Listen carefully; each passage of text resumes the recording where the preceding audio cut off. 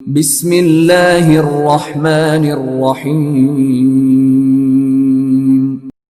इक़रा बिस्मि रब्बिकल्लज़ी खलक़।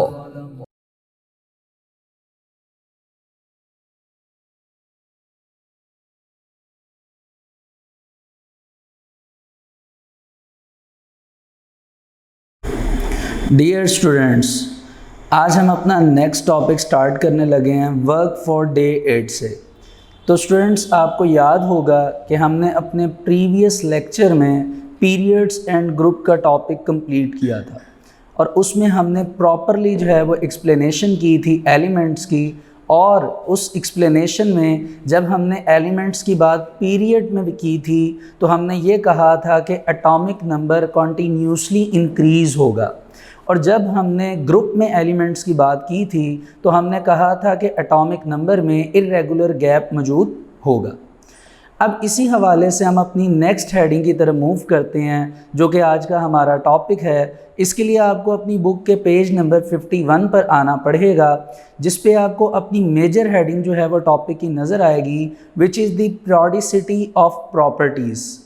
आपको याद होगा कि वर्ड पीरियोडिसिटी का मतलब हमने ये पढ़ा था कि एलिमेंट्स की जो प्रॉपर्टीज़ हैं वो रेगुलर इंटरवल ऑफ टाइम के बाद रिपीट होती जाएंगी। ठीक है, तो उसी हवाले से क्योंकि हमने प्रॉपर्टीज़ की डिस्कशन करनी है तो आज जो फर्स्ट प्रॉपर्टी है एलिमेंट्स की, हम वहाँ से स्टार्ट करेंगे, जिस हेडिंग को मैंने आपके सामने जो है वो राइट किया हुआ है वाइट बोर्ड पे। तो आइए इससे स्टार्ट करते हैं। स्टूडेंट्स, इसमें जो आपके पास हेडिंग मौजूद है वो कुछ इस तरह है कि atomic size and atomic radius, यानी आपने एटम के साइज़ की सबसे पहले डिस्कशन करनी है और उसके साथ उस एटम के रेडियस की डिस्कशन करनी है। तो स्टूडेंट्स, इस हवाले से सबसे पहले तो आपको ये बात बता दी जाए कि जब हमने एटम के साइज़ की बात डिस्कस की थी, आपको याद होगा कि हमने अपने चैप्टर नंबर 1 में जब बात स्टार्ट की थी रिलेटिव एटॉमिक मास की, तो वहाँ पे कुछ 1 to 2 लाइंस जो थी वो रेलिवेंट एटॉमिक साइज़ से भी थी कि एटम का साइज़ जो है वो कैसा है। तो आपको ये बात बता दी जाए अभी ही फर्दर उसमें एडिशन करके कि स्टूडेंट्स, बात कुछ इस तरह की है कि जो एटम का साइज़ है वो प्रॉपरली जो केमिस्ट हैं उनको नहीं आइडिया था कि उसका प्रॉपरली साइज़ क्या है। क्यों? क्योंकि एटम अपने साइज़ में इतना स्मॉल था, इतना छोटा था कि उसको मेजर करना पॉसिबल नहीं था। दूसरा, उसे कोई स्पेसिफिक बाउंड्रीज़ भी नहीं दी गई थी। इस वजह से केमिस्ट ने कुछ एजम्पशन की, एज्यूम किया और एटम को एक स्पेसिफिक बाउंड्री प्रोवाइड की और उसको एक शेप प्रोवाइड की जो कि स्फीयर फॉर्म में थी। और आज हम उसी स्फीयर फॉर्म की शेप के हवाले से एटम की डिस्कशन करते हैं और उसके प्रॉपरली और मैनेजेबल साइज़ के हवाले से फर्दर मोर आगे जो है वो बात करते हैं। तो जैसा कि आपको बता दिया गया कि एटम का साइज़ जो है वो एज्यूम किया गया है कि वो स्फीयर लाइक स्ट्रक्चर है। तो आपको ये पता है कि जब भी कोई स्फीयर होता है तो उस स्फीयर के अंदर ज़ाहिरी सी बात है एक स्पेसिफिक रेडियस होता है। अब अगर आप इसी बात को, रेडियस की बात को थोड़ा सा मैं आपको रिकॉल करवाऊँ या आपके माइंड में हो कि जब हमने बोहर मॉडल की बात की थी, आपको याद होगा अपने previous chapter number 2 structure of atoms में जब हमने बोहर मॉडल की बात की थी तो उस मॉडल में हमने इलेक्ट्रॉन की रिवॉल्विंग पावर देखी थी कि इलेक्ट्रॉन अपने पर्टिकुलर ऑर्बिट में रिवॉल्व करता है। फिर हमने वहाँ पे ये पढ़ा था कि उस इलेक्ट्रॉन की जो एनर्जी होती है वो क्वांटाइज्ड होती है, मीन्स टू से फिक्स होती है। आपको याद होगा वहाँ पे भी जब मैंने आपको वो इलेक्ट्रॉन की रिवॉल्विंग पावर दिखाई थी कि जब वो रिवॉल्व कर रहा था उसकी रिवॉल्विंग पावर, तो उस वक्त आपको मैंने हर पोर्शन पे रेडियस बनाकर बताया था कि अगर इलेक्ट्रॉन इस पॉइंट से मूव इस पॉइंट तक करेगा तो न्यूक्लियस से यहाँ तक का डिस्टेंस जो है वो उसका क्या कहलाएगा? रेडियस। तो इस तरह हर पैच पे मैंने आपको बताया था कि उसका क्या बनता है? रेडियस। ठीक है, इसी तरह आज हम प्रॉपरली जो है वो एलिमेंट का या कह लीजिए एटम का रेडियस अब फाइंड करने लगे हैं। साइज़ की बात हमने कर ली, अब हम रेडियस की तरफ मूव करते हैं। तो जैसा कि मैंने आपको स्टार्टिंग में बताया कि एटम का साइज़ इतना स्मॉल है, इतना छोटा है कि उस एक एटम का या एक एलिमेंट का रेडियस फाइंड करना पॉसिबल नहीं है।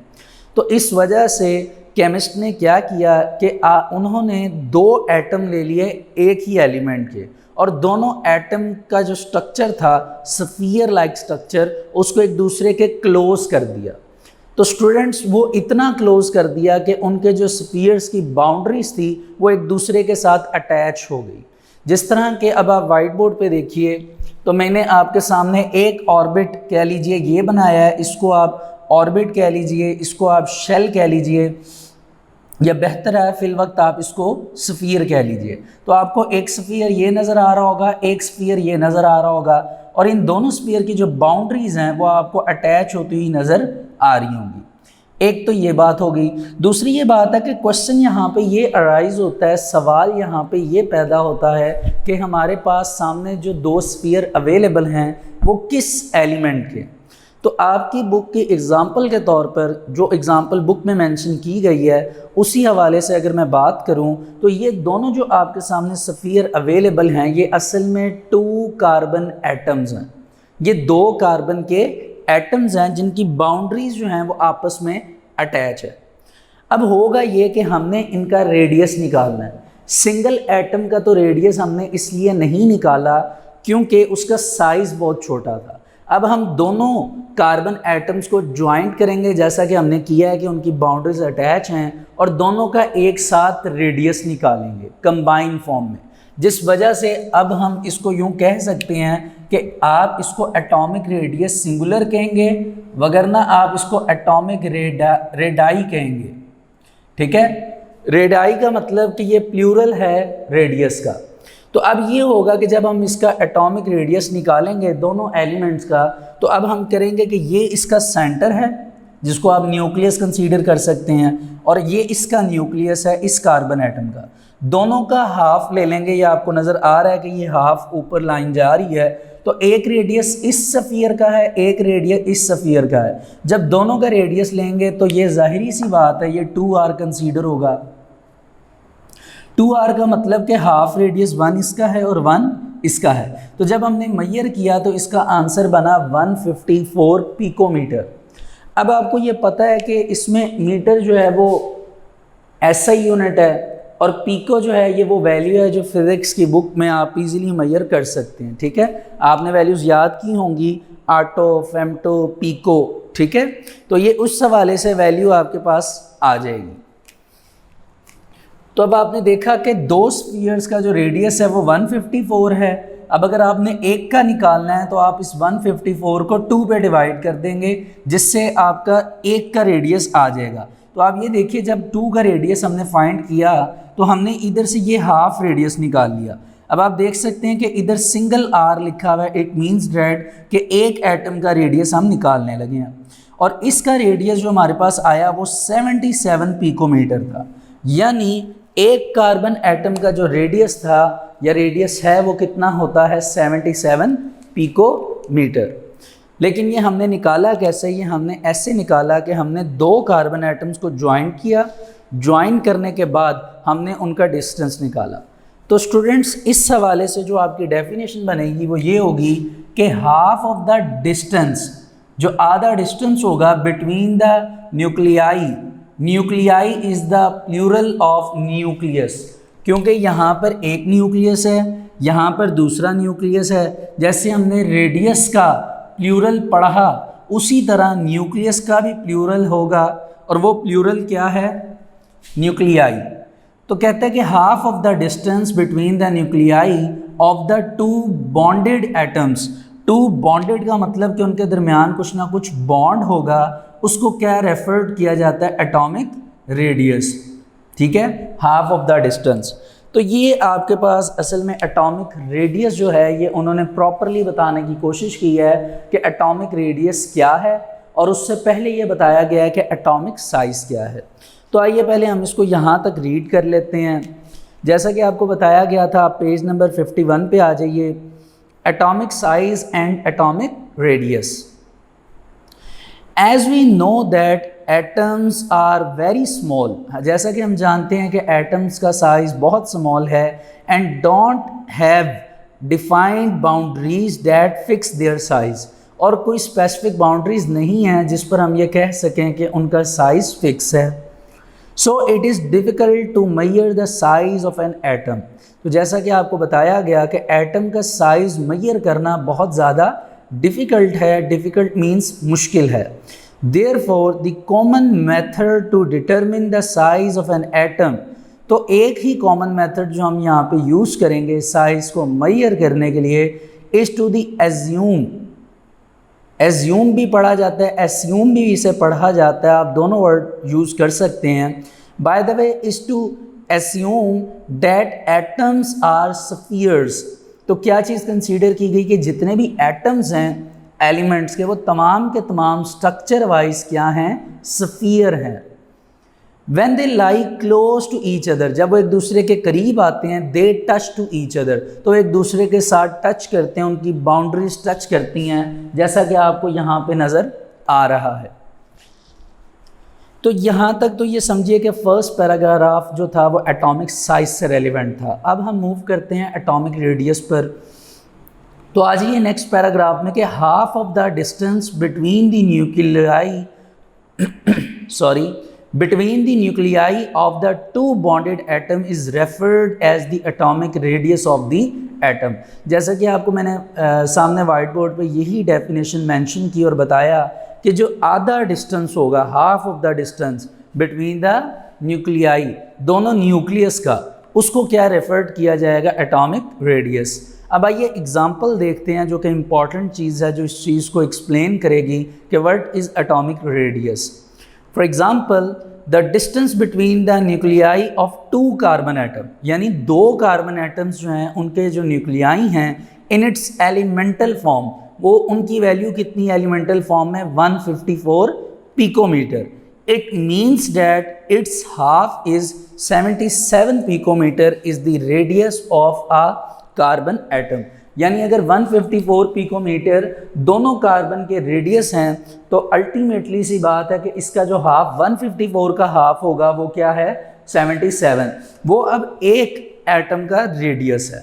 ठीक है, तो आपने देखा कि अगर हम सिंगल कार्बन की बात करते तो it is not possible for us कि हम उस सिंगल कार्बन को उसकी मेजरमेंट ईजिली कर लेते, इसीलिए हमने दो कार्बन लिए, उन दोनों को अटैच किया, दोनों का कंबाइन फॉर्म में दोनों के न्यूक्लियाई से डिस्टेंस लिया और उसका रेडियस हमने फाइंड किया। जब हमें दोनों का रेडियस पता चल गया तो उसमें से हमने उस जो रेडियस की वैल्यू आई थी उसको हाफ कर लिया, तो वो अल्टीमेटली आपके पास सिंगल कार्बन का रेडियस आ गया।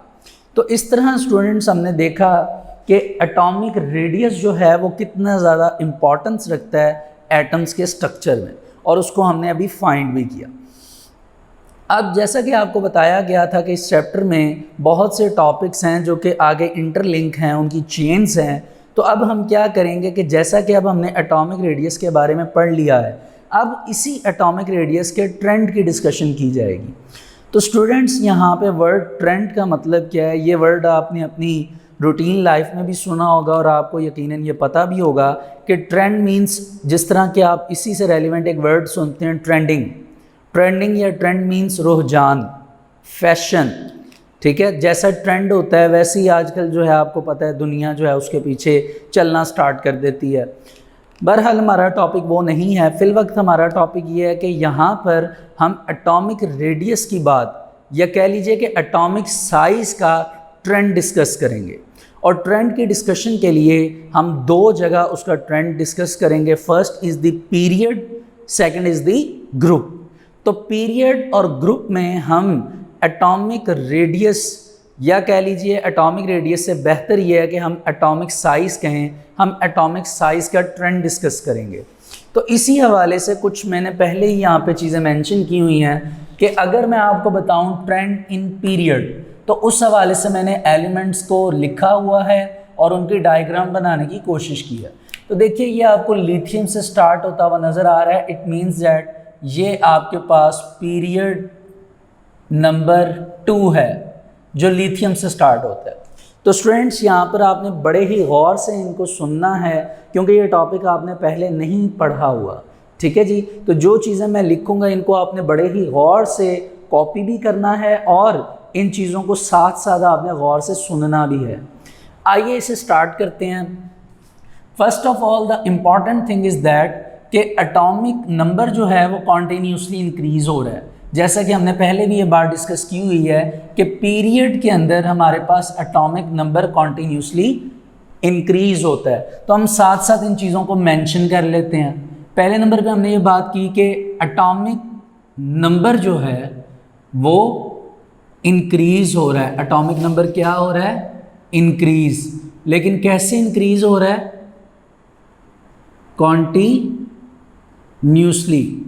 कॉन्टीन्यूसली यानी स्टेप बाय स्टेप सबका एटॉमिक नंबर इंक्रीज़ हो रहा है। जैसे लिथियम का 3 है, बेरिलियम का 4 है, बोरॉन का 5, स्टेप बाय स्टेप। तो एटॉमिक नंबर जैसे जैसे इंक्रीज़ हो रहा है, आप गौर कर सकते हैं कि नंबर ऑफ इलेक्ट्रॉन्स भी क्या हो रहे हैं? नंबर ऑफ इलेक्ट्रॉन्स भी क्या हो रहे हैं? इंक्रीज़ हो रहे हैं। तो स्टूडेंट्स आपको पता है, मैंने आपको ये बात पहले भी बताई है कि अगर नंबर ऑफ इलेक्ट्रॉन इंक्रीज़ हो रहे हैं, it means that number of protons भी क्या हो रहे हैं? इंक्रीज़ हो रहे हैं। अब ये प्रोटॉन और इलेक्ट्रॉन वाली बात आपको फिर मैं रिकॉल करवा रहा हूँ कि जितने नंबर ऑफ इलेक्ट्रॉन्स एक एटम में होते हैं उतने ही नंबर ऑफ प्रोटॉन्स होते हैं। ठीक है, तो आप यहाँ पे ये कह सकते हैं कि अगर लिथियम में 3 इलेक्ट्रॉन्स हैं तो उसके न्यूक्लियस में 3 ही प्रोटॉन पड़े हुए हैं। लेकिन जब आप बेरिलियम पे जाएंगे तो आपको नज़र आएगा कि उसमें अब 4 इलेक्ट्रॉन्स हैं। इट मीन्स डैट कि अब बेरिलियम का जो एटॉमिक नंबर है वो 4 है और उसके नंबर ऑफ प्रोटॉन्स भी कितने हो गए हैं? 4। तो अगर एटॉमिक नंबर कंटिन्यूसली इंक्रीज़ होगा तो नंबर ऑफ इलेक्ट्रॉन्स भी क्या होंगे? इंक्रीज़। लेकिन अगर आप गौर करें तो लेफ़्ट टू राइट पीरियड में जो नंबर ऑफ शेल्स हैं या ऑर्बिट्स कह लीजिए, वो अपनी कंसंट्रेशन में सेम है। सेम होने का मतलब देखिए, अगर लिथियम की बात की जाए तो इसके अंदर एक ही शेल है जिसको हम इनर शेल कहते हैं, और बाहर वाला शेल जो होता है वो आउटर मोस्ट शेल कहलाता है, जिसको हम वैलेंस शेल कहते हैं। तो अब आप देखिए कि इसमें एक ही इनर शेल है और एक ही आउटर मोस्ट शेल है। सेम फॉर बेरिलियम का एक इनर शेल है, एक आउटर मोस्ट शेल है, एंड गो सो ऑन। आप जब नाइट्रोजन तक जाते हैं तो उसके अंदर भी एक ही इनर शेल है और एक ही आउटर मोस्ट शेल है। इट मीन्स डैट के नंबर ऑफ शेल्स क्या हैं? सेम। लेकिन जो सेंटर में न्यूक्लियस है उसकी अट्रैक्शन पे फ़र्क पड़ रहा है। कैसे? देखिए, यहाँ पे जो न्यूक्लियस है उसने सिर्फ आउटर मोस्ट शेल में एक इलेक्ट्रॉन को अपनी तरफ अट्रैक्ट करना है, जबकि बेरिलियम में आउटर मोस्ट शेल में कितने इलेक्ट्रॉन्स को अट्रैक्ट करना है? न्यूक्लियस ने 2 को। ठीक है, चलते चलते जब नाइट्रोजन पे पहुंचेंगे, आपको पता है नाइट्रोजन के आउटर मोस्ट शेल में 5 इलेक्ट्रॉन्स हैं। ठीक है, तो न्यूक्लियस ने अब जब 5 इलेक्ट्रॉन्स को खींचना है अपनी तरफ, जब उनको अपनी तरफ अट्रैक्ट करना है, तो उसकी वजह से साइज जो है वो क्या होता जाएगा? रिड्यूस होता जाएगा। ठीक है, यानी आप यूँ समझ लीजिए, पहले साइज इतना था, न्यूक्लियस ने खींचने की कोशिश की सेंटर में से, साइज इतना हुआ, फिर थोड़ा सा और खींचा और छोटा, करते करते करते साइज क्या हो गया? रिड्यूस। तो आप कहेंगे कि इस तरह इस चीज़ को लिखेंगे कि पीरियड में जो साइज है वो डिक्रीज होता है। क्या होता है? डिक्रीज। और बेसिक रीज़न है इफेक्टिव न्यूक्लियर चार्ज, या यूं कह लीजिए आसान लफ्ज़ों में कि न्यूक्लियस की जो अट्रैक्शन है, वो अट्रैक्शन क्या होती है? इंक्रीज होने की वजह से न्यूक्लियस जो है वो इलेक्ट्रॉन्स को अपनी तरफ अट्रैक्ट करता है, खींचता है। खींचने की वजह से साइज़ क्या होता है? चला जाता है रिड्यूस। तो अब आप देख सकते हैं कि लिथियम का साइज़ इंक्रीज़ है, बेरिलियम का रिड्यूस होता गया, बोरॉन का उससे कम, कार्बन का उससे, और नाइट्रोजन का सबसे कम है।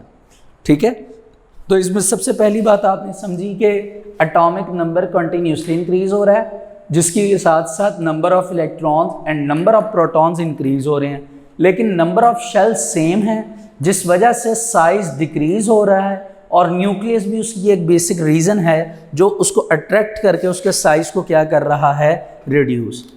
तो आपने देखा कि जब हमने ट्रेंड इन पीरियड देखा एटॉमिक साइज़ का, तो हमें ये बात समझ आई कि size left to right in period में डिक्रीज़ होता है, और उसकी जो बेसिक रीज़न है वो नंबर ऑफ़ शेल्स का सेम होना और न्यूक्लियस की अट्रैक्शन ज़्यादा होना था। आइए इसे अब हम रीड कर लेते हैं। When we move from left to right in a period, इसके ऊपर आप हेडिंग बना लीजिए ट्रेंड इन पीरियड। कहता है कि जब हम मूव करेंगे लेफ्ट टू राइट पीरियड में, although atomic number increases, इसमें कोई शक नहीं है कि एटॉमिक नंबर इंक्रीज होगा, yet the size of atom decreases gradually, लेकिन एटम का जो साइज है वो क्या होना स्टार्ट हो जाएगा, डिक्रीज। इट इज़ बिकॉज पे आप रीज़न की हेडिंग बनाएंगे। यहाँ पे अब क्या रीज़न है हम उसके बारे में देख रहे हैं। तो रीज़न ये है, it is because with the increase of atomic number, जैसे जैसे एटॉमिक नंबर इंक्रीज होगा, the effective nuclear charge, effective का मतलब जो इफेक्ट क्रिएट करेगा, न्यूक्लियर चार्ज आप जानते हैं कि न्यूक्लियस का जो चार्ज है जिसे हम न्यूक्लियर चार्ज कहते हैं वो इफेक्टिव हो जाएगा, इंक्रीजेस ग्रेजुअली, वो बढ़ना स्टार्ट हो जाएगा। Because of addition of more and more protons in the nucleus, और उसकी वजह न्यूक्लियस के अंदर नंबर ऑफ प्रोटॉन्स क्या हो रहे हैं, increase. Number of protons increase हो रहे हैं, ये आपको इंटरनली नज़र आता है, लेकिन नंबर ऑफ इलेक्ट्रॉन्स आपको अपने सामने इंक्रीज होते हुए नज़र आ रहे होंगे। जैसे लिथियम के आखिरी शेल में 1 इलेक्ट्रॉन है, बेरिलियम के आखिरी शेल में 2 इलेक्ट्रॉन्स हैं, बोरॉन के आखिरी शेल में 3 इलेक्ट्रॉन्स हैं। ठीक है, तो नंबर ऑफ इलेक्ट्रॉन्स आपको नज़र आ रहे हैं कि पीरियड में 1 बाय 1 करके इंक्रीज हो रहे हैं, लेकिन इंटरनली जो प्रोटॉन्स हैं वो भी क्या हो रहे होते हैं, इंक्रीज हो रहे होते हैं। But on the other hand addition of electrons takes place in the same valence shell, और जो इलेक्ट्रॉन्स की एडिशन हो रही है वो सेम शेल में हो रही है। मीन्स टू से कि शेल डू नॉट इंक्रीजेस, कि शेल इंक्रीज नहीं हो रहे। सामने मैंने आपको डायग्रामेटिकली भी ये चीज़ दिखा दी है। There is gradual increase of effective nuclear charge which increases due to the addition of proton. तो न्यूक्लियस अपनी तरफ प्रोटॉन्स को, मतलब कि इलेक्ट्रॉन्स को खींचेगा, क्योंकि अब प्रोटॉन्स की कंसंट्रेशन ज़्यादा है तो उसी हिसाब से इलेक्ट्रॉन्स की कंसंट्रेशन भी ज़्यादा है। तो न्यूक्लियस उन इलेक्ट्रॉन्स को अपनी तरफ खींचेगा, अट्रैक्ट करेगा, जिस वजह से साइज़ क्या हो जाएगा, रिड्यूस हो जाएगा। तो स्टूडेंट्स ये आपके पास ट्रेंड इन पीरियड में हमने अभी बात की साइज़ की। अब हम मूव करते हैं ट्रेंड इन ग्रुप की तरफ। देखिए ग्रुप में हमने बात की थी टॉप टू बॉटम, तो अगर हम फर्स्ट ग्रुप की ही बात कर लें, ये आपके पास कौन सा ग्रुप है, फर्स्ट ग्रुप। तो अगर हम फर्स्ट ग्रुप की बात करें तो पहले नंबर पे हमारे पास हाइड्रोजन, दूसरे नंबर पे हमारे पास लिथियम, इसी तरह हम एक और एलिमेंट ले लेते हैं जो इनके नीचे पढ़ा हुआ है, विच इज़ सोडियम। सोडियम का एटॉमिक नंबर 11 होता है, फर्स्ट शेल में 2 इलेक्ट्रॉन्स, नेक्स्ट में 8 और 2 10, और नेक्स्ट में कितने इलेक्ट्रॉन्स होंगे, 1, तो ये हो जाएंगे 11। तो स्टूडेंट्स अब आप अगर जो बातें आपको पीरियड में बताई गई हैं उन्हीं बातों को अगर आप मद्देनज़र रखें और इसके ऊपर अप्लाई करें तो होपफुली आपको ट्रेंड इन पीरियड जल्दी समझ आ जाएगा। देखिए सबसे पहली बात तो आपको यहाँ पे जो नज़र आ रही है वो बड़ी सिंपल है, मैच करिए कि इधर आपके पास जो एटॉमिक नंबर है, एटॉमिक नंबर वो इर्रेगुलर गैप में है। इर्रेगुलर गैप से मुराद के प्रॉपरली जो है वो इंक्रीज नहीं हो रहा। ठीक है, जैसे हाइड्रोजन का एटॉमिक नंबर 1 है, लिथियम का 3 है, सोडियम का 11, तो इनमें चेंजेस हैं।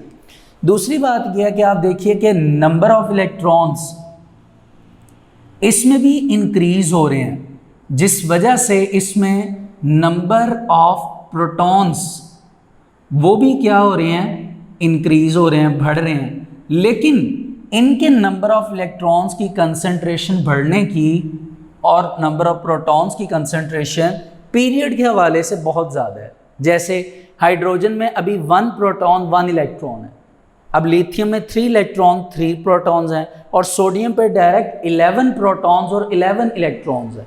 अब आप देखिए रेगुलर इर्रेगुलर गैप की वजह से कंसंट्रेशन जो है वो ज़्यादा है। ठीक है जी, जबकि उधर ये था कि step by step 1 atomic number increase हो रहा था, तो 1 प्रोटॉन और इलेक्ट्रॉन की एडिशन हो रही थी। तीसरी बात यह कि आप यहाँ पे गौर से देखें तो आपको ये बात समझ आ जाएगी कि नंबर ऑफ शेल्स यहाँ पर क्या हो रहे हैं, इंक्रीज हो रहे हैं। ग्रुप में नंबर ऑफ शेल्स क्या हो रहे हैं, इंक्रीज। कैसे? हाइड्रोजन में आप देखिए एक ही शेल है, सिंगल ऑर्बिट। लिथियम में कितने शेल्स हो गए, 2, 1 the inner and the outermost. Sodium में आप देखिए तो 3 शेल्स हैं, inner shell, outer shell, outermost shell. तो आपको नजर आ रहा है, अगर मैं इसके नीचे पोटेशियम बना दूं जिसका एटॉमिक नंबर 19 है, तो उसमें 4 शेल्स होंगे। उसमें आप कहेंगे इनर शेल्स हैं, आउटर शेल्स हैं एंड आउटर मोस्ट शेल है। ठीक है, तो इस हवाले से ये बात याद रखिए कि नंबर ऑफ शेल्स क्या हो रहे हैं यहाँ पे, इंक्रीज। देखिए, जब नंबर ऑफ शेल इंक्रीज हो रहे हैं तो हमने न्यूक्लियस की अट्रैक्शन देखनी होती है आउटर मोस्ट शेल से।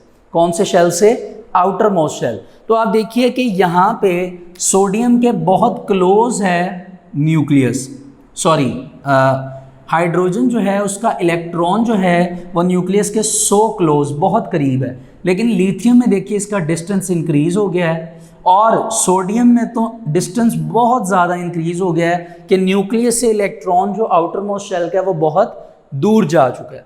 तो यहाँ पे शेल्स की वजह से एक बात तो ये कवर होती है कि आपके जो ग्रुप है उस ग्रुप में आपका जो साइज़ है एटम का वो क्या होता है, इंक्रीज़ होता है। और इसके साथ साथ आपका जो न्यूक्लियस है उस न्यूक्लियस की अट्रैक्शन जो है वो आपको नज़र आ रहा है कि इसकी अट्रैक्शन रिड्यूस होना स्टार्ट हो जाती है, या कह लीजिए कि कम होना स्टार्ट हो जाती है। आपने सिर्फ आउटर मोस्ट शेल को देखना होता है। तो आप देखिए कि न्यूक्लियस का आउटर मोस्ट शेल से यहाँ डिस्टेंस कम था, अट्रैक्शन ज़्यादा थी, जबकि लिथियम में अट्रैक्शन कम हो गई क्योंकि डिस्टेंस ज़्यादा हो गया, और सोडियम में तो अट्रैक्शन बहुत कम हो गई क्योंकि डिस्टेंस बहुत ज़्यादा हो गया। ठीक है, तो आपको ये बात अब प्रॉपरली समझ आ जानी चाहिए कि ग्रुप के अंदर साइज इंक्रीज होता है, reason addition of more and more shells in the successive period. ये लाइन बुक में भी एडिशन है सक्सेसिव पीरियड वाली। सक्सेसिव वर्ड का मतलब कि जानशीन, नेक्स्ट आने वाला। तो अगर हम पीरियड के हिसाब से देखें तो हाइड्रोजन पहला पीरियड है, लिथियम दूसरा, सोडियम तीसरा, अगर मैं इनको पीरियड्स में आपको बताने की कोशिश करूं, वरना ये एक ही ग्रुप है, फर्स्ट ग्रुप। लेकिन बुक में उन्होंने सक्सेसिव पीरियड का वर्ड यूज़ किया है कि अगर पहला पीरियड हाइड्रोजन का है तो दूसरा लिथियम का है, तीसरा सोडियम का है, चौथा पोटेशियम का है। पीरियड चल रहे हैं ना, तो सक्सेसिव पीरियड में साइज क्या हो रहा है, इंक्रीज हो रहा है। आइए इसको बाकी हम रीडिंग में इसको प्रॉपरली देख लेते हैं कि इसके बारे में क्या लिखा हुआ है। अभी हमने जब बात कंप्लीट की थी ट्रेंड इन पीरियड की, तो उसकी 2 लाइंस रह गई थी। अगर आप उन 2 लाइंस को रीड करेंगे तो उसमें यही आपको लिखा हुआ मिलेगा कि आपके पास जो नीचे डायग्राम बनी हुई है, एक कह लीजिए सीरी बनी हुई है सेकंड पीरियड एलिमेंट की, तो देखिए वो लिथियम से स्टार्ट हो रहा है और नियॉन तक जा रहा है। लिथियम के सेंटर में एक वैल्यू लिखी है 152, ये असल में इसकी एटॉमिक रेडाई है। रेडाई मीन्स इसका रेडियस है। तो अब आप देख सकते हैं कि 152 लिथियम का रेडियस है, एंड गोस ऑन जाते जाएं तो नियॉन का सबसे कम है विच इज़ 69। ठीक है, हमने नाइट्रोजन तक बनाया था क्योंकि उसकी रीज़न ये थी कि साइज़ छोटा होता जा रहा था। वो इतना छोटा था कि वाइट बोर्ड पे मैं बना तो देता लेकिन आपको प्रॉपरली वो नज़र ना आता, इस वजह से मैंने सिर्फ उसको नाइट्रोजन तक रखा। ठीक है जी, इसके हवाले से अब आप इसके नीचे आ जाइए तो आपको ट्रेंड इन ग्रुप मिल जाएगा। द साइज ऑफ एटम और their radii increases from top to bottom in a group, के ऊपर से नीचे वो इंक्रीज होते हैं। Reason it is because a new shell of electrons, कि एक नया शेल जो है इलेक्ट्रॉन्स का is added up in the successive period, कि अगले पीरियड में वो शेल ऐड हो जाता है, विच decreases the effective nuclear charge, जो क्या करता है कि आपका जो न्यूक्लियर चार्ज है उसको क्या कर देता है, डिक्रीज कर देता है। तो मैंने भी कुछ इस तरह ही आपको बताया, कुछ 1-2 बातें मज़ीद बल्कि ऐड करके आपको ये बात बताई। ठीक है, इसको और इस चीज़ को आप कॉपी पे नीट कर लीजिए या रफ़ कॉपी पर लिख लीजिए, आपको ये टॉपिक याद करने में आसानी होगी। तो स्टूडेंट्स, वैसे तो atomic radius and atomic size का टॉपिक यहाँ तक कंप्लीट होता है, लेकिन इसके नीचे एक पैराग्राफ है जो कि ट्रांजिशन मेटल्स के हवाले से लिखा गया है। उसे हम बस रीड करेंगे और उसे समझने की कोशिश करेंगे, लेकिन हम उसको इस टॉपिक में याद नहीं करेंगे, उसको एज ए MCQs के तौर पे अब हम देखेंगे। तो आइए उसके बारे में हम देखते हैं। The trend of atomic size of transition elements has slight variations when we considered his series in a period. यानी जब हम पीरियड में जाते हैं तो उनमें थोड़ा सा चेंज आता है। वो क्या चेंज है कि the atomic size of element first reduces और atom contract and then there is increase in it, कि पहले तो उनका साइज रिड्यूस होता जाता है कॉन्ट्रैक्शन की वजह से, लेकिन थोड़ी देर के बाद वो साइज इंक्रीज होना स्टार्ट कर देता है। और ये बात कहाँ की हो रही है? When we move from left to right in fourth period. ये बात कहाँ की है? फोर्थ पीरियड की, ठीक है। जो पोटेशियम वाला पीरियड है उसकी बात हो रही है। अब यहाँ पर एक ही बात है कि मैंने क्यों कहा कि आपने इसको लॉन्ग में याद नहीं करना। तो स्टूडेंट्स याद रखिएगा, आपको मैंने प्रीवियस लेक्चर में ये बताया था कि हमने सिर्फ S एंड P ऑर्बिटल की बात करनी है, जबकि ट्रांजिशन एलिमेंट्स जो हैं वो D ऑर्बिटल है। बहरहाल हमारा यहाँ तक atomic size and atomic radius का टॉपिक कंप्लीट होता है। तो आज हम वर्क फॉर डे 8 को यहाँ तक ही रखते हैं। होपफुली ये टॉपिक आपको समझ आया होगा। Thank you so much. Dear students, अब हम वर्क फॉर डे 9 से अपना नेक्स्ट लेक्चर स्टार्ट करेंगे, which is the shielding effect. Students, आपको याद होगा कि हमने अपने प्रीवियस लेक्चर में एटॉमिक रेडियस और एटॉमिक साइज़ की डिस्कशन प्रॉपरली की थी, बल्कि हम उसको atomic radius and atomic size कहेंगे। आपको ये बात भी याद होगी कि हमने प्रॉपरली ये देखा था कि कैसे जब हम पीरियड में मूव करते हैं तो साइज़ डिक्रीज़ होता है, जब ग्रुप में मूव करते हैं तो साइज़ इंक्रीज़ होता है।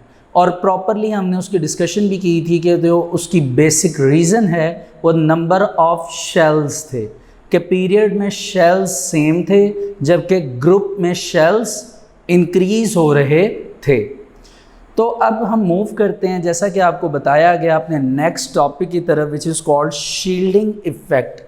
तो स्टूडेंट्स, इसको समझने के लिए शील्डिंग इफ़ेक्ट को आपको कुछ जर्नल बातें जो हैं पहले वो समझनी पड़ेंगी, जिनको समझाने के लिए मैंने एग्ज़ाम्पल के तौर पर एक एलिमेंट यहाँ पर उसका स्ट्रक्चर बनाया, विच इज़ सोडियम। देखिए, अगर हम बात सोडियम की करते हैं तो हम कहते हैं कि इसका जो एटॉमिक नंबर है यानी Z इज़ इक्वल टू 11, कि इसके जो नंबर ऑफ प्रोटॉन्स हैं वो भी 11 हैं और एंड नंबर ऑफ इलेक्ट्रॉन्स भी क्या हैं? 11। लेकिन मैं आपको बता दूं कि हमने जो सेंटर में मौजूद न्यूक्लियस है उसकी अट्रैक्शन को आउटर मोस्ट शेल की साथ जो इलेक्ट्रॉन पढ़ा है या उसमें इलेक्ट्रॉन पढ़ा है उसकी अट्रैक्शन देखनी होती है। लेकिन अगर आप यहाँ पे देखें तो आपको नज़र आ रहा होगा कि सेंटर में जब न्यूक्लियस है तो न्यूक्लियस के बाहर एक शेल है जिसमें 2 इलेक्ट्रॉन्स पड़े हुए हैं, जिसे आप इनर शेल का नाम देंगे। इसी तरह नेक्स्ट एक और शेल है जिसमें 8 इलेक्ट्रॉन्स पड़े हैं, ठीक है। और फिर आपका लास्ट शेल आता है which is called valence shell. देखिए, होना यह है कि हमने न्यूक्लियस की अट्रैक्शन को लास्ट शेल के साथ देखना है, लेकिन आपको नज़र आ रहा होगा कि न्यूक्लियस की अट्रैक्शन को लास्ट यानी वैलेंस शेल के इलेक्ट्रॉन्स के साथ जो अट्रैक्शन असल में होनी चाहिए एक्चुअल, उस एक्चुअल अट्रैक्शन को रिड्यूस करते हैं इनर शेल के इलेक्ट्रॉन्स। आप देख सकते हैं कि न्यूक्लियस के बाहर जो डुप्लेट रूल वाला शेल है, फिर ऑक्टेट वाला है, इसमें टोटल 10 इलेक्ट्रॉन्स हैं। तो ये 10 इलेक्ट्रॉन्स जो हैं वो अंदर मौजूद न्यूक्लियस की अट्रैक्शन को कम कर देते हैं। जब कम करते हैं तो न्यूक्लियस की जो टोटल अट्रैक्शन होती है आउटर मोस्ट शेल के साथ वो रिड्यूस हो जाती है। इस रिडक्शन की वजह से हम इसको नाम देते हैं इफेक्टिव न्यूक्लियर चार्ज। इसी को मैंने यहाँ पे मेंशन किया है कि जो आपके वैलेंस इलेक्ट्रॉन्स हैं ये एक्सपीरियंस करते हैं लेस न्यूक्लियर चार्ज, कम न्यूक्लियर चार्ज को देन एक्चुअल चार्ज। यानी जो एक्चुअल चार्ज है, एक्चुअल जो न्यूक्लियस के ऊपर प्रोटॉन्स हैं उनकी जो पावर है वो हमने लास्ट शेल के इलेक्ट्रॉन के साथ देखनी है, क्योंकि हम तो वैलेंस इलेक्ट्रॉन को रिमूव करवाते हैं या उसी में एडिशन करवाते हैं या शेयरिंग करवाते हैं। तो हमारा असल में जो वर्कआउट है वो वैलेंस इलेक्ट्रॉन के साथ है, लेकिन जो वैलेंस इलेक्ट्रॉन है उन्हें लेस न्यूक्लियर चार्ज जो है वो फील करना पड़ता है than that of actual charge. तो इसको हम क्या नाम देते हैं, which is called effective nuclear charge, कि न्यूक्लियर का चार्ज जो है वो इफेक्टिव होगा, ठीक है। और इसको रिप्रेजेंट किया जाता है by the symbol of ZeEFF, इसकी बेस में लिखा जाता है। EFF का मतलब यहाँ पे इफेक्टिव और Z का मतलब यहाँ पर आप एटॉमिक नंबर कहेंगे। Atomic number means the number of protons present in the nucleus, तो ZeFF का मतलब इफेक्टिव न्यूक्लियर चार्ज है। तो स्टूडेंट्स आपको एक बात तो ये समझ आ गई कि जो सेंटर में न्यूक्लियस है और लास्ट शेल में वैलेंस इलेक्ट्रॉन है, तो न्यूक्लियस ने वैलेंस इलेक्ट्रॉन को जिस एक्चुअल चार्ज से अट्रैक्ट करना है वो नहीं कर पा रहा, जिस वजह से हम ये कह रहे हैं कि न्यूक्लियस जो है वो अपने एक्चुअल चार्ज से वैलेंस इलेक्ट्रॉन को अट्रैक्ट नहीं कर पा रहा, बल्कि वैलेंस इलेक्ट्रॉन जो है वो एक्सपीरियंस कर रहे हैं लेस न्यूक्लियर चार्ज। अब यहाँ पे एक क्वेश्चन अराइज होता है कि what is the reason behind that, कि क्या वजह है जिस वजह से न्यूक्लियस जो है वो प्रॉपरली लास्ट शेल के इलेक्ट्रॉन को अपने एक्चुअल चार्ज से अट्रैक्ट नहीं कर पा रहा। तो स्टूडेंट्स असल में वो जो रीज़न है वो हैं इनर शेल्स। अब आप देख सकते हैं कि जो इनर शेल्स हैं, जो न्यूक्लियस के बाहर दो शेल्स मौजूद हैं, वो एक हिसाब से आप कह लीजिए कि जो आपके पास यहाँ पे इनर शेल्स हैं, वो इनर शेल्स एक हिसाब से स्क्रीन कर रहे हैं या शील्ड कर रहे हैं, यानी एक हिसाब से रुकावट बन रहे हैं, यानी रेजिस्टेंस क्रिएट कर रहे हैं, रुकावट बन रहे हैं, ताकि न्यूक्लियस जो है वो अपने 100% चार्ज से वैलेंस इलेक्ट्रॉन को अट्रैक्ट ना कर पाए। तो इनर शेल्स जो हैं वो एक हिसाब से स्क्रीन कर रहे हैं, शील्ड क्रिएट कर रहे हैं। That's why in inner shells की बेस पर हम इस टॉपिक को या इस कॉन्सेप्ट को नाम क्या देते हैं, शील्डिंग इफेक्ट।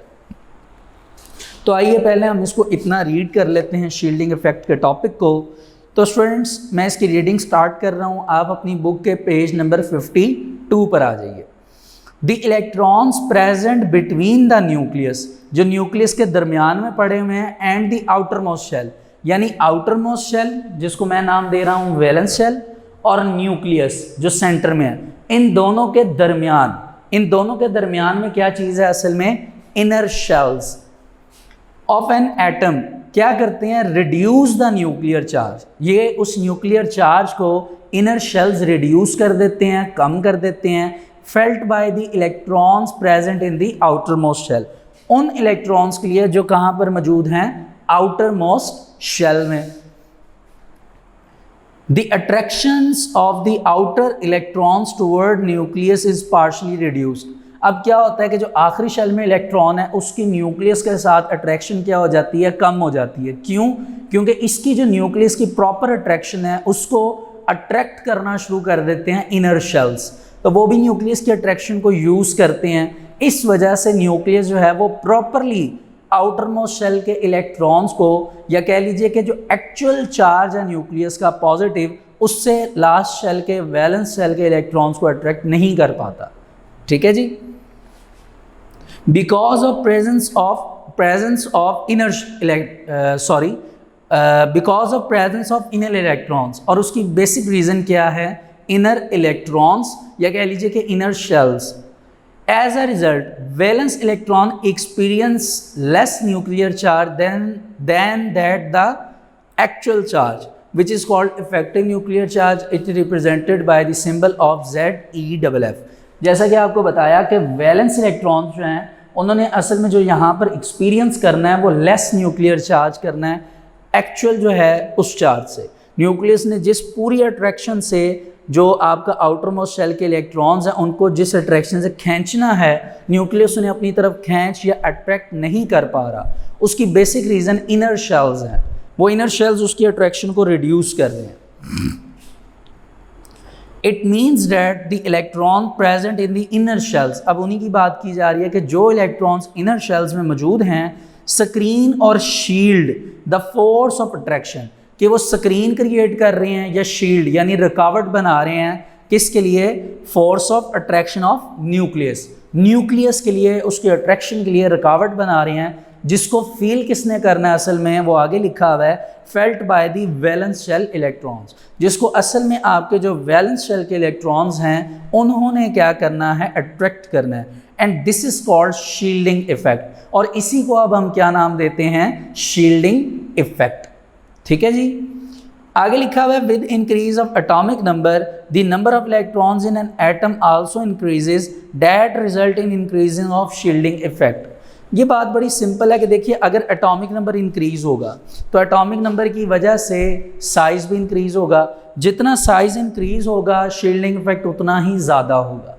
अब इसी बात को समझाने के लिए मैंने फिर प्रॉपरली डायग्राम बनाई है, trend in period and trend in group. जैसा कि आपको पीछे भी बताया गया था आपके प्रीवियस लेक्चर में कि आपने ट्रेंड्स की डिस्कशन जो है वो अब करनी है, क्योंकि अभी हम प्रॉपर्टीज़ की बात कर रहे हैं। पहले हमने atomic size and atomic radius as a property पढ़ी थी एटम की। अब हम दूसरी प्रॉपर्टी डिस्कस कर रहे हैं which is called shielding effect. तो कुछ बातें तो आपको पहले से ही आपके माइंड में हैं, उन्हें भी रिवाइज करवा दिया जाएगा यहाँ पर कि पीरियड में सबसे पहली बात जो आपने याद रखनी है वो ये है कि जो पहली बात आपने याद रखनी है वो ये है कि जो एटॉमिक नंबर है, क्या चीज़, एटॉमिक नंबर, वो कॉन्टिन्यू होता है। कॉन्टिन्यू मतलब क्या, आप कह लीजिए कि कॉन्टिन्यूसली वो क्या होता है, इंक्रीज होता है। जैसे लिथियम का 3 है, बेरिलियम का 4 है, बोरॉन का 5 है, जिस वजह से आप ये कहते हैं। दूसरी बात आप ये कहेंगे, ये आपका पहला पॉइंट हो गया। दूसरा पॉइंट आप ये कहेंगे कि एटॉमिक नंबर इंक्रीज होने की वजह से नंबर ऑफ प्रोटॉन्स भी क्या होंगे, इंक्रीज होंगे। ठीक है, अब इलेक्ट्रॉन्स लिखने की ज़रूरत नहीं है, वो आपको डायग्राम में नज़र आ रहे हैं। तो नंबर ऑफ प्रोटॉन्स क्या होंगे, इंक्रीज होंगे। लेकिन एक चीज़ जो आपको यहाँ पे नज़र आ रही है वो ये है नंबर ऑफ शेल्स। तो आपको नज़र आ रहा है कि यहाँ पर नंबर ऑफ शेल्स क्या हैं, सेम है। नंबर ऑफ शेल्स क्या हैं, सेम। ये वो पॉइंट है जहाँ से हमने शील्डिंग इफेक्ट को समझना है। देखिए, लिथियम में इनर एक ही शेल है, बेरिलियम में भी इनर एक ही शेल है, बोरॉन में भी इनर एक ही शेल है, कार्बन में भी इनर एक ही शेल है, यानी एक ही शेल है जो शील्ड क्रिएट कर रहा है। अब एक ही शेल जब शील्ड क्रिएट करेगा तो हम ये कहेंगे कि क्योंकि नंबर ऑफ शेल सेम हैं, इस वजह से हमारा जो शील्डिंग इफेक्ट है वो भी क्या रहेगा, सेम रहेगा। किस में, पीरियड में। तो पीरियड में शील्डिंग इफेक्ट सेम रहता है। उसकी रीज़न के इनर शेल एक ही, अब एक शेल जो है वो बार बार सेम शील्ड क्रिएट करेगा। ठीक है जी। जबकि अगर आप बात करें ग्रुप की तो वो बात टोटली डिफरेंट हो जाती है कि हमें ये पता है कि ट्रेंड इन ग्रुप में हाइड्रोजन का एटॉमिक नंबर आपके पास क्या है, 1, लिथियम का 3, सोडियम का 11। अब आपको यहाँ पे जो बातें नज़र आ रही हैं उनमें सबसे इम्पॉर्टेंट बात ये है कि ये तो हमें पता है कि यहाँ पर एटॉमिक नंबर क्या हो रहा है, एटॉमिक नंबर इंक्रीज हो रहा है। एटॉमिक नंबर क्या हो रहा है, इंक्रीज। लेकिन आपको नज़र आ रहा होगा कि इंक्रीज होते वक्त ये कॉन्टीन्यूसली नहीं बल्कि इर्रेगुलर गैप से क्या हो रहा है, इंक्रीज। बहुत इर्रेगुलर गैप है। लेकिन इसके साथ साथ आपको जो चीज़ नज़र आ रही है वो ये है कि इनके अंदर नंबर ऑफ प्रोटॉन्स भी क्या हो रहे हैं, इंक्रीज। लेकिन जैसा कि आपको पहले भी बताया गया था कि इर्रेगुलर गैप है तो नंबर ऑफ प्रोटॉन्स जो हैं वो स्टेप बाय स्टेप इंक्रीज नहीं होंगे, बल्कि कैसे इंक्रीज होंगे, इर्रेगुलर गैप से। पहले 1 प्रोटॉन था, फिर 3 हो गए, फिर 11 हो गए। ठीक है, उसी हिसाब से इलेक्ट्रॉन्स भी इंक्रीज होंगे। अब जो इम्पॉर्टेंट बात है जो कि समझने वाली है यहाँ पर वो ये है कि आपको नज़र आ रहा होगा कि यहाँ पर नंबर ऑफ शेल्स वो क्या हो रहे हैं, इंक्रीज हो रहे हैं। नंबर ऑफ शेल्स क्या हो रहे हैं, इंक्रीज। इंक्रीज का मतलब ये हुआ कि यहाँ पर शील्डिंग इफेक्ट भी क्या होगा, इंक्रीज होगा। अब मुझे कैसे पता चला कि यहाँ पर शील्डिंग इफेक्ट इंक्रीज होगा, तो इस चीज़ को देखने के लिए मैं आपको डायग्राम बताता हूँ। देखिए, हाइड्रोजन का एटॉमिक नंबर 1 है, एक ही इलेक्ट्रॉन है जो न्यूक्लियस के इर्द गिर्द रिवॉल्व कर रहा है, तो इसका शील्डिंग इफेक्ट जो है वो ज़्यादा है। लेकिन लिथियम पे जब आएंगे तो एक इनर शेल आ जाएगा जो कि हाइड्रोजन का शील्डिंग इफेक्ट कम है क्योंकि उसमें इनर शेल है ही नहीं, सिंगल शेल है। लिथियम में जब आप पाएंगे तो आपको एक शेल नज़र आएगा जो न्यूक्लियस की अट्रैक्शन को आउटर मोस्ट शेल से कम कर रहा है, तो हम कहेंगे कि यहाँ पे शील्डिंग इफेक्ट मौजूद है। लेकिन जब आप सोडियम पर आएंगे तो इनर शेल अब एक नहीं कितने हो चुके हैं, 2, तो अब वो ज़्यादा शील्ड क्रिएट करेंगे, तो हम कहेंगे ज़्यादा शील्डिंग इफेक्ट है इनर शेल इलेक्ट्रॉन्स का। जब हम नीचे पोटेशियम पे जाएंगे उसके 4 शेल्स हैं, हम कहेंगे जिसमें से 3 शेल इनर है, तो क्या होगा कि 3 शेल्स जो हैं वो ज़्यादा इनर शेल्स जो हैं वो अट्रैक्शन क्रिएट करेंगे न्यूक्लियस की तरफ, जिस वजह से न्यूक्लियस वैलेंस शेल इलेक्ट्रॉन्स को प्रॉपरली अट्रैक्ट नहीं कर पाएगा, जिस वजह से हम ये कहेंगे कि शील्ड ज़्यादा हो गया, यानी शील्डिंग इफेक्ट क्या हो गया है, इंक्रीज। तो इसी वजह से जब नंबर ऑफ शेल्स इंक्रीज होते हैं तो शील्डिंग इफेक्ट इंक्रीज हो जाता है, कहाँ पे, ग्रुप में, कहाँ पे, ग्रुप में। और इसके साथ साथ एक बात और भी है कि जितना शील्डिंग इफेक्ट ज़्यादा होगा इलेक्ट्रॉन को रिमूव करना उतना आसान होगा।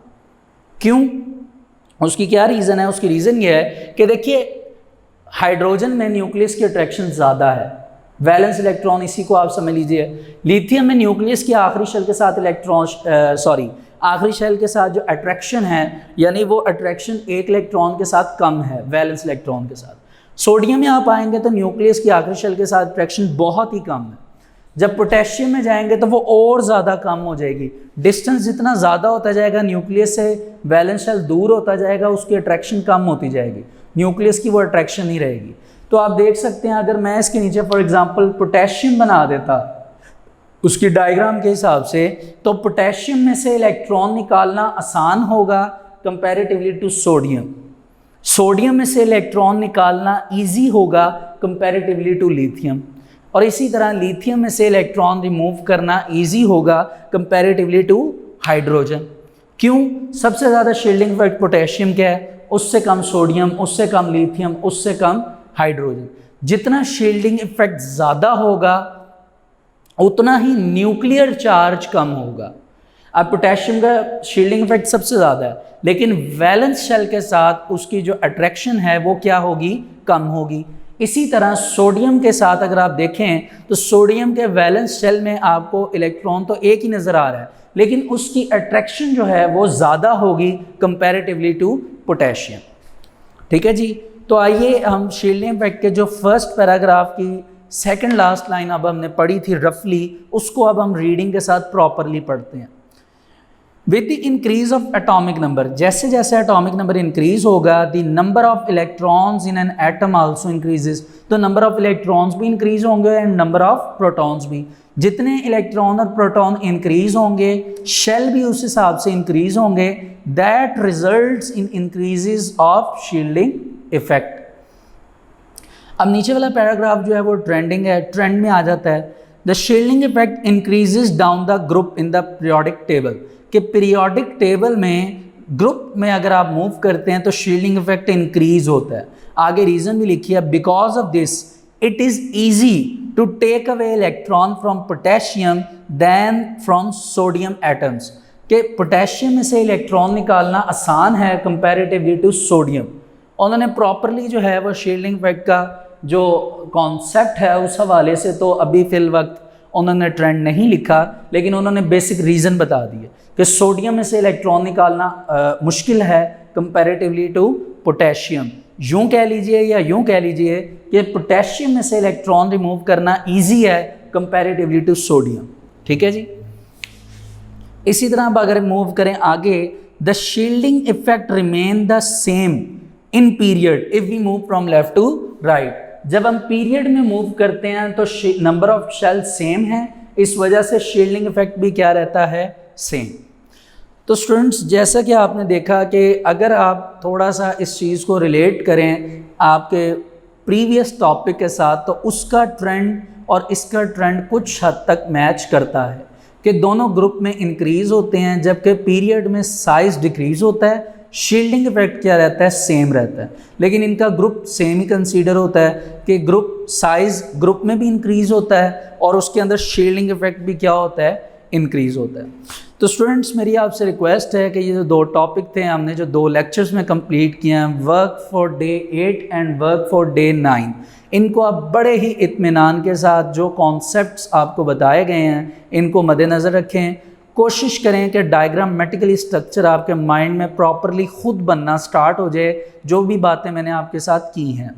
अगर तो ये पॉसिबल है तो इंशाअल्लाह हमारे जो नेक्स्ट टॉपिक्स हैं, जिसमें आपके पास एक topic ionisation energy, electron affinity and the last topic is the electronegativity, ये 3 जो आपके टॉपिक्स हैं या 3 कह लीजिए जो प्रॉपर्टीज़ हैं, इनको डिस्कस करना बहुत ईजी होगा अगर आपको अगर आपको size of atom and shielding effect अच्छी तरह समझ आया। होपफुली आपको ये तमाम तर बातें समझ आ गई होंगी। आज वर्क फॉर डे 9 का लेक्चर हम यहाँ तक कंप्लीट करते हैं। Thank you so much.